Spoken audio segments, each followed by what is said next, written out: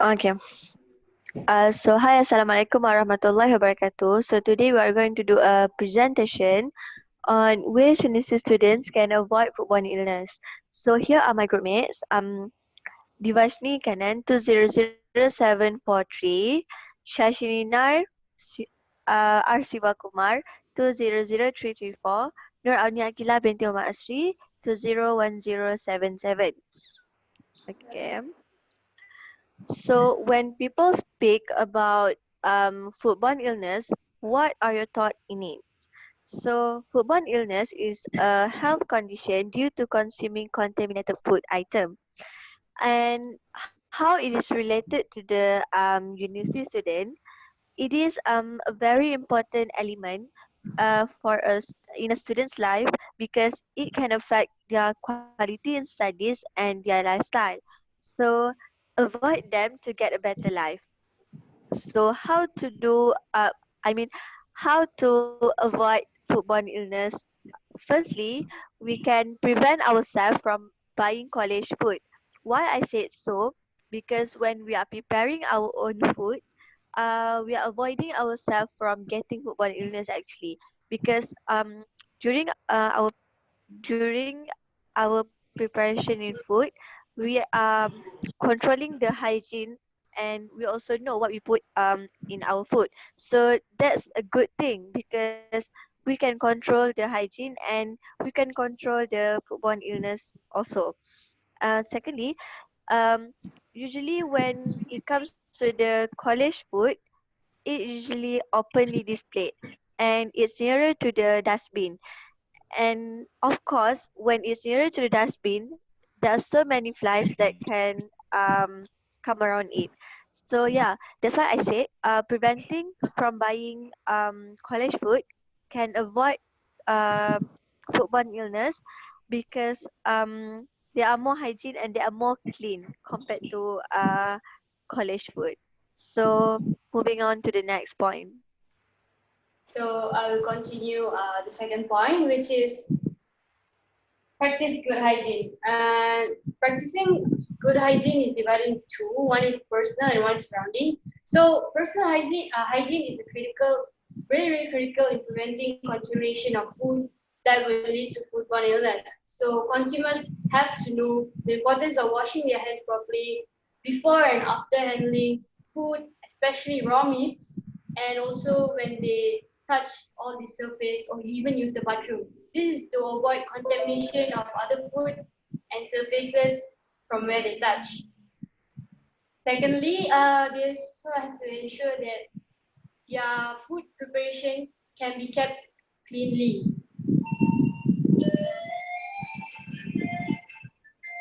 Continue. Sorry for the music. So, where was I? Yeah.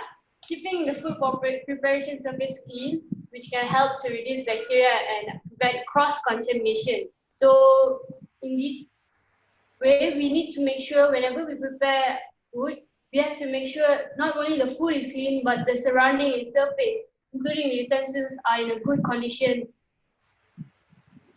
So, next point. Okay, my point is proper holding of food items. For students, it's actually a big problem whether they actually have a refrigerator or not. Especially if they're living in hostel, then it's a very hard thing to have refrigerator. But if they're choosing to cook themselves, it's very important to have refrigerator. Why? Because no matter if it's leftovers, raw materials, or you're planning to eat the next day, you need to store in the refrigerator. This is to prevent the growth of pathogens. Okay. Do you know what is danger zone? Danger zone is from 40 degrees Celsius to 60 degrees Celsius of temperature. In this temperature, the growth of pathogen is maximum. So that is why I said you need refrigerator to store the food below the temperature that I mentioned before. So this would prevent the growth of pathogens. Second thing is, as a method of proper holding of food items, you need to separate the raw and cooked items, cooked food. Yeah, why? Because usually the uncooked or raw material, they have more contamination or microorganisms on it. But the cooked food, although it's cold, you might reheat the next day and consume it. You will not cook it again, right? So the pathogens or microorganisms from raw materials can be transmitted to the cooked food, and then you'll be consuming it, and it can really cause some dangerous condition to your health. So that is about proper holding of food items. My next point will be correct way of cooking. Okay, students, right? So they are actually very busy. They, even though they are cooking themselves, definitely they'll prefer to cook simple dishes. So like they might make some stew or sauces. They will not make curry, which requires boiling. So the temperature, they have to make sure at least reaches 75 degrees Celsius. That is when it becomes safe to consume. So now studies actually recommending everyone to actually use a thermometer to check on the internal temperature, whether it reaches 75 degrees Celsius when you cook food items, so that it's safe to be consumed. The next point is microwaves. Okay, microwaves actually is a very convenient method of cooking. Okay, because students, they prefer easy and faster cooking methods, right? So you can use microwaves. It's a very good alternative for cooking, but you must make sure you know the correct method of using it, so it is actually a safe food to be consumed. For an example, I would say the thicker and larger pieces of food items, you should put it at the edges of the plate so you can actually cook them evenly. Means the thinner ones in the middle and the thicker ones at the edge. And then you put it in the microwave so it cooks evenly and you can consume it. So you need to practice the correct methods, although you're using a convenient way, which is microwave, so that it's a proper way of cooking and you can consume it safely. That's all about my points.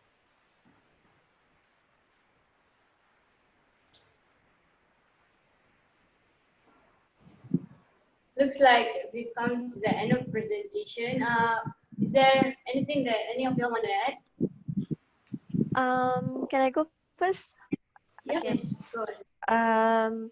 So after listening to all the points, I think that's very important for us to have a good management to avoid foodborne illness, because it eventually can affect our quality in studies and also lifestyle.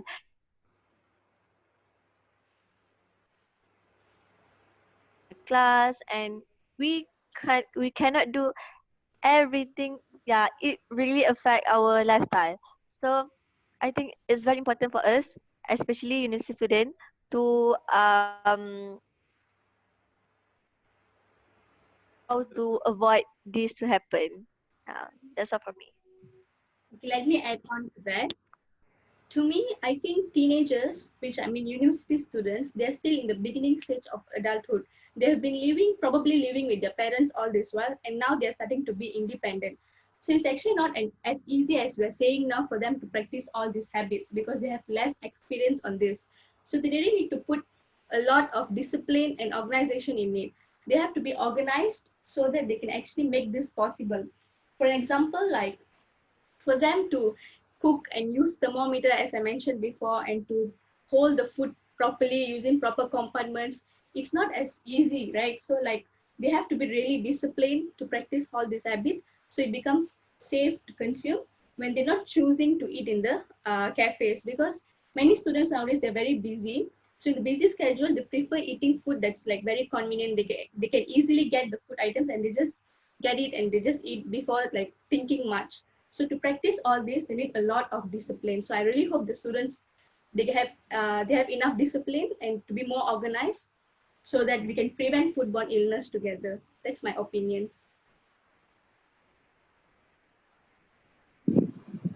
Yes, I completely agree with both of your opinion. And in my point of view, so I think these steps might look like it's really too much or very overwhelming for students. But as long as you have a will and the urge of changing, you can actually slowly adapt this lifestyle in your life. So let me conclude our presentation for today. There are many ways for university students to avoid foodborne illness. Firstly is by preventing from buying college food because it can increase the food safety because we prepare the food by ourselves and also not have any exposures to animals such as flies. Secondly, practicing good hygiene in both personal and also our surrounding. Thirdly is knowing the proper way of holding food items, where you know how to store them in refrigerator and use the perfect items for cooking.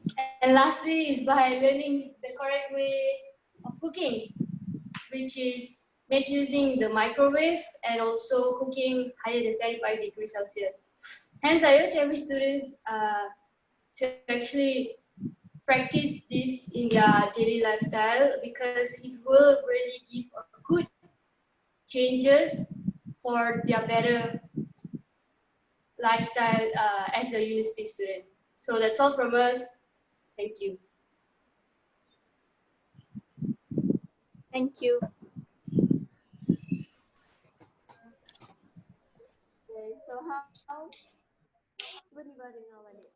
Dude, what's